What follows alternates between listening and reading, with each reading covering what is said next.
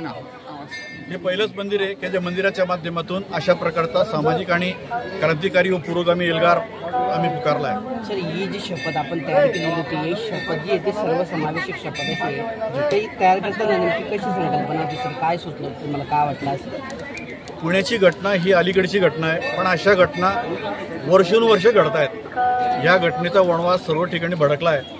अहिल्यानगरच्या मराठा समाजाने अतिशय स्तुत्य पाऊल उचललेलं आहे आणि त्याच्यापासून प्रेरणा घेऊन त्याची जाणीव होऊन आम्ही हा निर्णय घेतला आहे।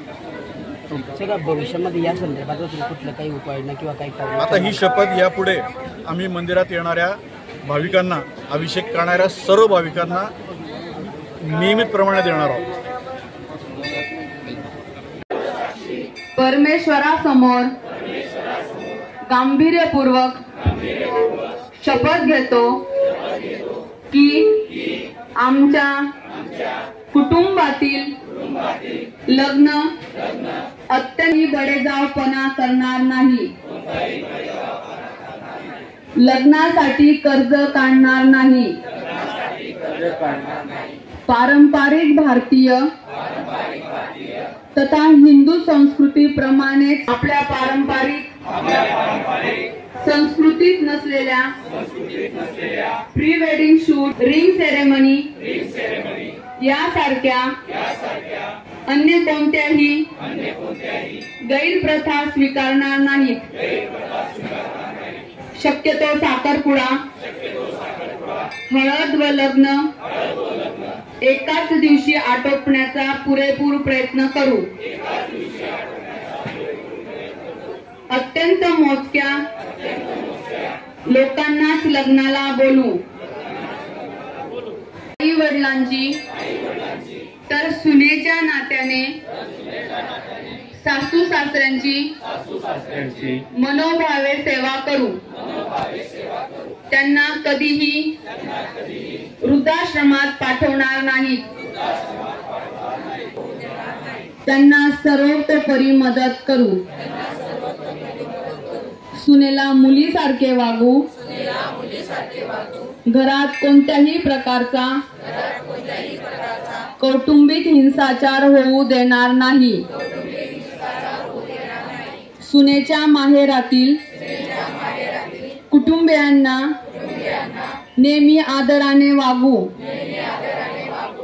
कोणत्याही प्रकारची ढवळाढवळ करून समस्या निर्माण होऊ देणार नाही।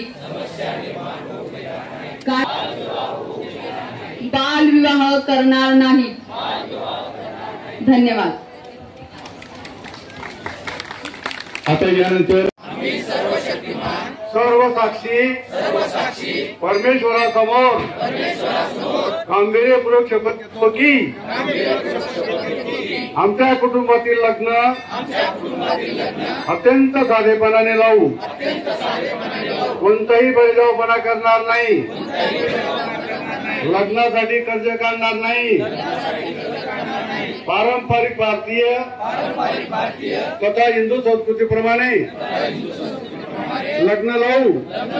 आमच्या आणि आपल्या पारंपरिक संस्कृतीत नसलेल्या अन्य कोणताही गैरप्रथा स्वीकारणार नाही। शक्यतो साखरपुडा, हळद व लग्न एकाच दिवशी आटोपण्याचा प्रयत्न करू।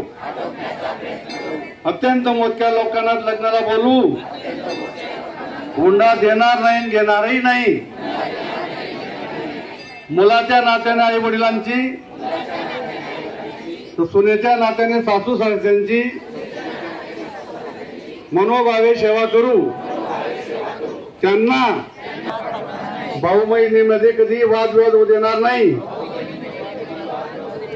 त्यांना सर्वतोपरी मदत करू। सुनेला मुलीसारखे वागू, घरात कोणत्याही प्रकारचा कौटुंबिक हिंसाचार होऊ देणार नाही।